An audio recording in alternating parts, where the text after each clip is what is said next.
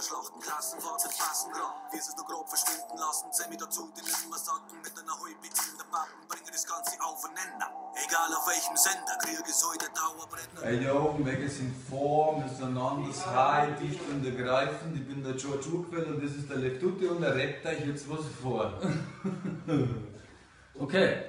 Ich sehe eine schwangere Frau mit einem fetten Bauch, die im Treppenhaus eine Zigaretten raucht. Die schleppt mir laut über Treppen rauf und schreit, dass sie ihre Tabletten braucht. Der Pfarrer jetzt Betten auf, weil kein alte Sau mit dem Deppen glaubt. Also gut wird verstanden, der Hund umeinander, worauf ich mir wetten traue. Der Chines frisst der Katz doch beim Kasmus ein Schwein, der Franzose einen Frosch, nur Spaß an der Freit. Der Bayer frisst weiter sein Schwein und schreit, die bringen mir noch eine, mir fliegt's richtig in Kreuz. Alle heilige Zeit kommt der Teufel vorbei oder der Kleine dabei und der Beidel voll Bleier, da sie recht feiner von meiner nichts, weil da unten sind, sollte so kreislich und Schei. Oh. Schiebt mir das Seil ins Mai, weil heute bin ich frei und keiner braucht meiner, dass auch noch mehr sagen, was falsch und was richtig ist. Leid. In Ewigkeit Rat-tat-tat. Sie spenden in der Hauptverländer, wenn's